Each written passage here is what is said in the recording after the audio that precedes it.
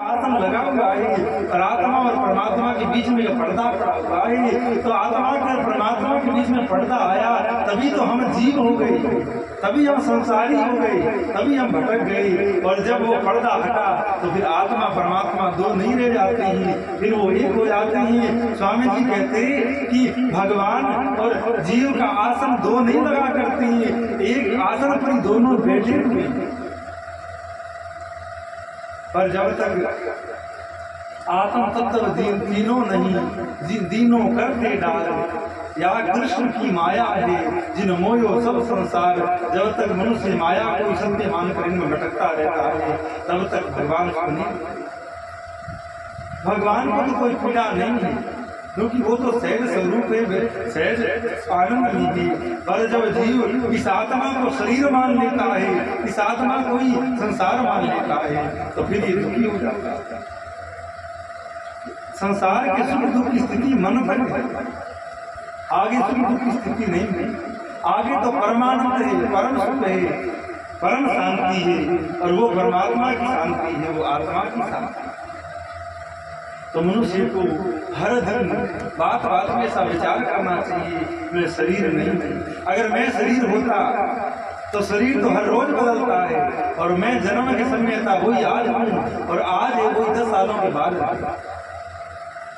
बचपन में कोई बात होती है तो लोग बात करते हैं, हम बचपन में थे तो ये किया वो किया, और हमने किया मैंने किया।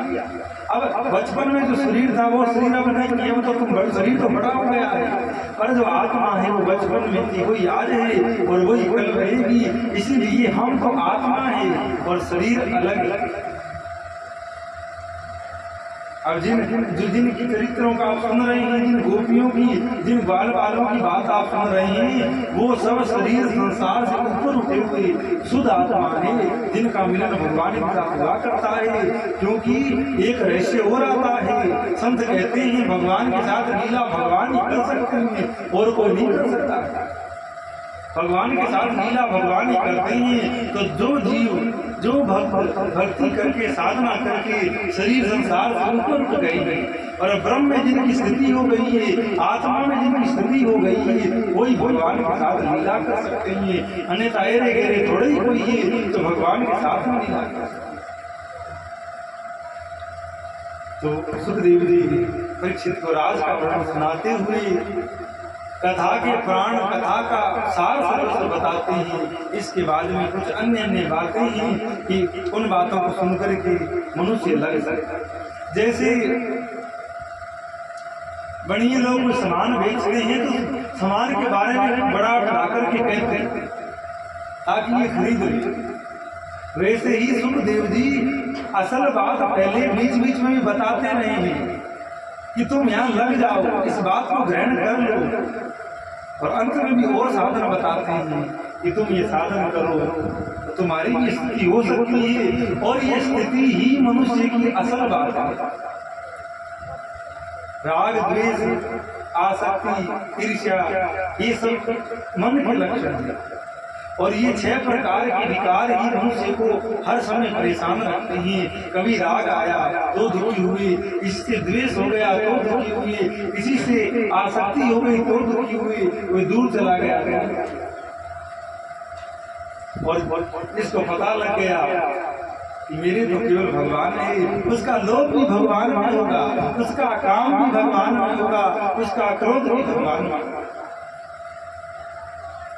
स्वामी जी कहते हैं जरा लंबी थोड़ी बात नहीं है, बस मीरा के एक सूत्र को पकड़ लो, बात बनी पड़ी है, बात बनी गई है। कौन सा सूत्र? बोले मेरे तो गिरधर गोपाल दूसरों ने कोई, जाके सिर मोर मुक्त मेरो पति सोई। बस हम इतनी ही बात को मान ले, मेरा कोई है तो भगवान है, मेरे कोई है तो श्री कृष्ण है, मेरे कोई है तो परमात्मा है,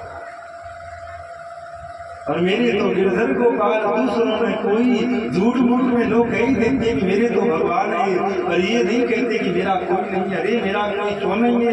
मेरी मैया, मेरा पिता, मेरी पत्नी, मेरा पति, मेरे बच्चे, मेरे रिश्तेदार, मेरा परिवार, मेरा काम, तो इन सबको छोड़ोगे तब कृष्ण मेरा होगा। मीरा ने सबको छोड़ा तो एक कृष्ण मिला, और इस एक कृष्ण की तोल में पूरा संसार नहीं खरीद सकता है। मान लो आप एक तरफ संसार को तोलो, सबको रुपया पैसा मान बढ़ाई घर परिवार संसार को तोलो, और एक तरफ कृष्ण को तोलो तो ये तुल नहीं सकते हैं। कृष्ण के मोल के बराबर संसार कुछ भी नहीं। शीश दिए हरि मिले तो सस्ता हो जान, कि अगर सिर देने से भी भगवान मिल जाते हैं तो बहुत सस्ता सौदा हो गया। 2 रुपयों में करोड़ों की वस्तु मिल गई।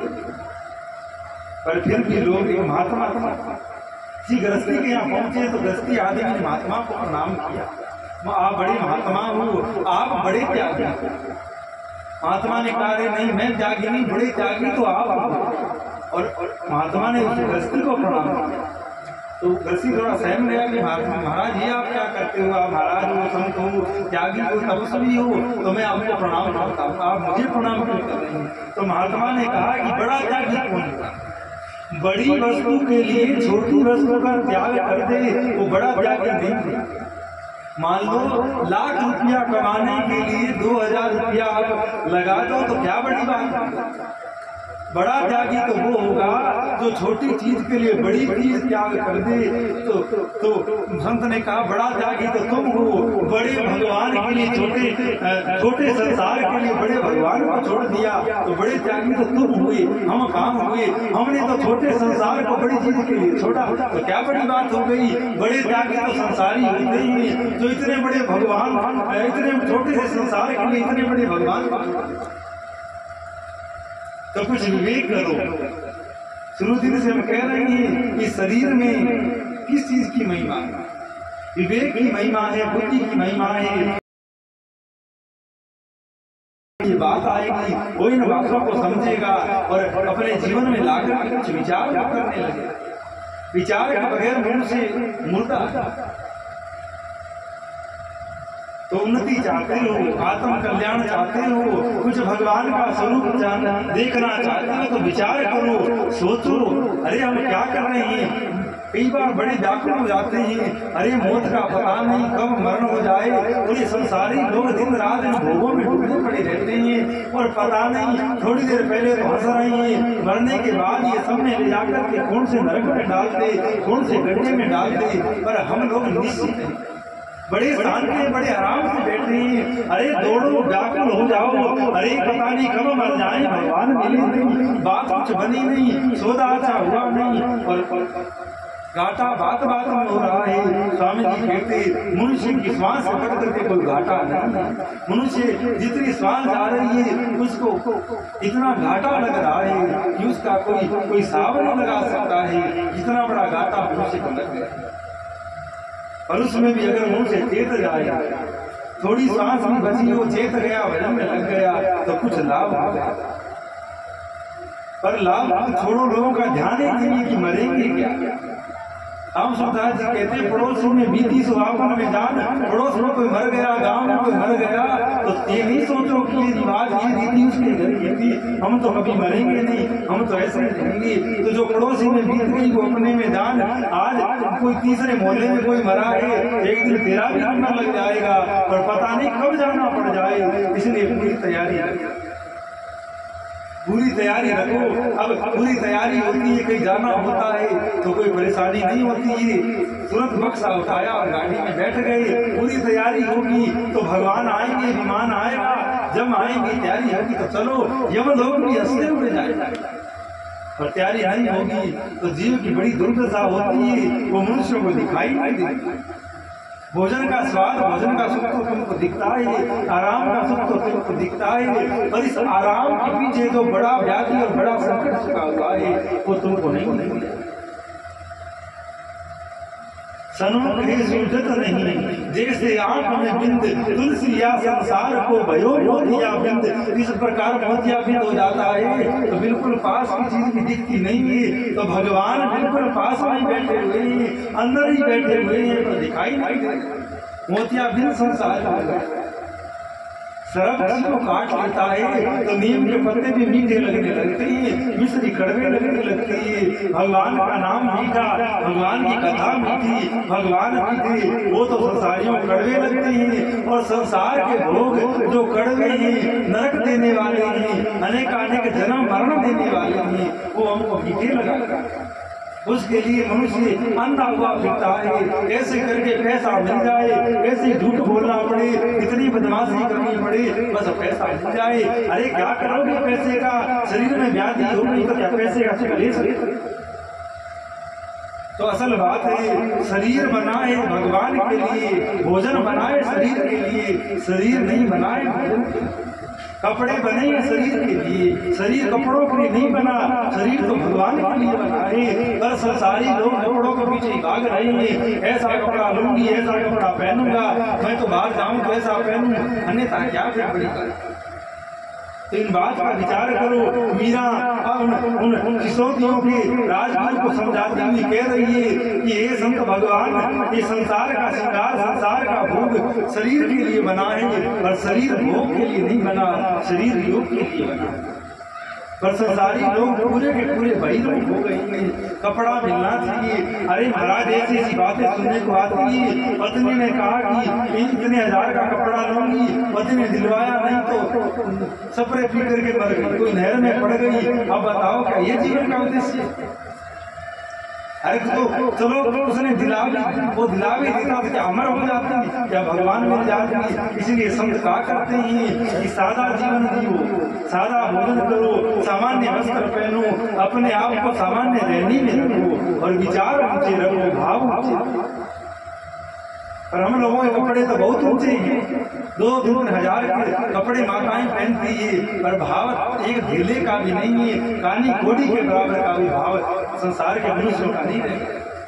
कपड़े चाहे सस्ते पहनो, पर बुद्धि का विचार अपने भावों को बहुत उज्जवल रखो, बहुत ऊंचा रखो। कपड़े चाहे कैसे रहे, कोई सिद्ध महात्मा तुमको देखेगा तो तुमसे बात करेगा, तुमको बुलाएगा, तुम्हारे पास बैठेगा। और कपड़े बहुत सुंदर है, अंदर मलिनता भरी हुई है, तो संत कपड़ा नहीं देखा करते, संत तुम्हारे अंदर का भाव देखते हैं, तुम्हारे अंदर की वृत्ति देखते हैं, और भगवान के अंदर का ही भाव देखते हैं, बाहर का कुछ नहीं देखते। तो विचार करो। और संसार में ऐसी होड़ लगी हुई है, दौड़ लगी हुई है, बड़ा अब शहरों में देखते हैं, एक आदमी ने पहले घर बनाया सबसे ऊंचा, पड़ोसी ने बनाया 2 ही ऊंचा, ऐसे का आकाश में लग जाओगे अगर ऊंचे ऊंचे बनाते बनाते। विचार करो, टाइम पास तो झोपड़ी में नहीं मिला, उसमें भी तो आपका घर अच्छा ही है, छत अच्छी है, उसके नीचे बैठकर भजन करते हो। अगर झोपड़ी में रहकर माला फेरते हो तो वो झोपड़ी भी धन्य है, और इन मकानों में रहकर भोग भोगते हो, भजन नहीं करते तो ये मकान भी तुमको नरक में डाल देंगे। और एक महात्मा है, गरीब है, राजपूत की झोपड़ी में बैठा है, और माला फेरता है तो झोपड़ी भी उसको बेकुंठ पहुंचा देती है, भगवान के धाम पहुंचा देती है। तो भजन में लगो, भगवान में लगो, और सब बातें असत्य है, और बातों में कोई सार नहीं। आज तुम संसार में हो, सब व्यवस्थाएं खाने की, पीने की, आराम की, पर अगर भगवान की भक्ति नहीं करी, कर्मों का सुधार नहीं किया, तो यहाँ तो आनंद में हो, मरने के बाद में क्या स्थिति होने वाली है, इसका विचार, इसकी कल्पना किसी को नहीं। तो सुखदेव जी आगे वर्णन करते हैं, श्री कृष्ण वृंदावन में अनेकानेक लीला करते हैं, अरिष्टासुर का उद्धार करते हैं, केसी का उद्धार करते हैं। श्री कृष्ण 11 वर्ष के 52 दिन के होने वाले हैं। कंस ने विचार किया, सभा बुलाई है, मैंने बड़े बड़े राक्षस भेजे, पर कृष्ण को एक ने भी नहीं मारा, सब के मारने की खबर आई, क्या करें? तो दुष्ट लोगों ने कहा कि कृष्ण को वहां जाकर के तो नहीं मार पाए, अपने सब उसको यहाँ बुला लो, हम सब मिलकर के उसको मार डालें। और किसी कहने से तो कृष्ण आएंगे नहीं, तो अक्रूर को बुलाया। अक्रूर भी भगवान का भक्त है। अक्रूर जी को बड़ा सुंदर रथ लेकर के कहा है कंस ने, अक्रूर आप इसको वृंदावन ले जाइए और श्री कृष्ण को लेकर के आइए, उसको कहना कि तुम्हारे मामा कंस ने एक बड़े मेले का आयोजन किया है और मेला देखने के लिए तुम्हें बुलाया है। अक्रूर चलेंगे रथ में बैठ करके वृंदावन और मथुरा की